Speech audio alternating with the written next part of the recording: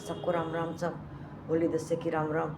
होली दस्से आ रही है अब तो इसका व्रत किया जाता है होली दस्से का। होली के दूसरे दिन से ज्वारा बोते हैं और कहानी सुनते गाने सुनाते हैं ज्वारों को।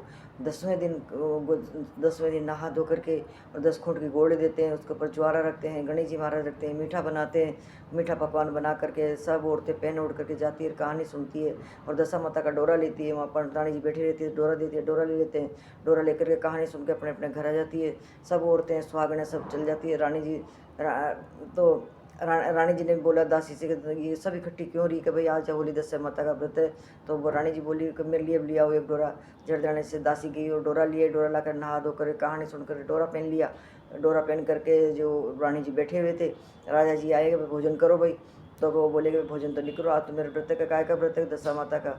तो दशा माता क्या होती है कि दशा माता ये सूत का डोरा पहनते हैं और इस दशा माता आती है, इससे घर में आनंद। तो कहो आपके पास में क्या कमी है, 9 लाख का हार है, घर के अंदर कोई कमी नहीं है। राजा जी गुस्सा है, झंडा तोड़ कर फेंक दिया उसको और तोड़ करके फेंक करके, और जो राजा जी तो गुस्सा में बैठ गए। रानी जी ने झड़दाने उसको उठाया, उठा करके पानी में घोल करके पी गए। अब रात को जब सोए तो राजा जी के मध्य उस महल के अंदर सो रहे थे, तो राजा जी को सपने में दिखा तो लक्ष्मी माता तो जा रही है, गुड़िया माई आ रही है। तो उठ करके सपने में सपना सुनाया रानी जी को। रानी जी बोली कि देखो लक्ष्मी जी तो गई और आपके दलदर आ गया घर के अंदर। अब जो रातों रात ही कुंगारा नीचे हो गया उसका महल का। तो रानी जी बोली अब क्या करें, बोला आपके देश में अपन तो समाज में मुंह दिखाने लायक ही नहीं रहे। वो वहाँ से पीछे से निकल गए, चले गए। एक लड़का था उनके साथ में, लेकर के चले गए। जा कर के जो एक बंजारन आई, बंजारन को अपना बेटा दे दिया, दे करके रवाना हो गए। वहाँ से आगे से गए तो बाग था, बाग में होकर निकले तो बाग सूख गया। आगे गए तो अब अपने भाईला का घर आया। भाईला से जा करके उसने पूछा और साथियों से कहा कि भाई कह दो आपका भाईला आया, कैसी दशा में आया, भाईला के फटे पुराने कपड़े में आए तो बाहर का कमरा में ठहरा दो। जरदाने बाहर का कमरा में ठहरा दिया।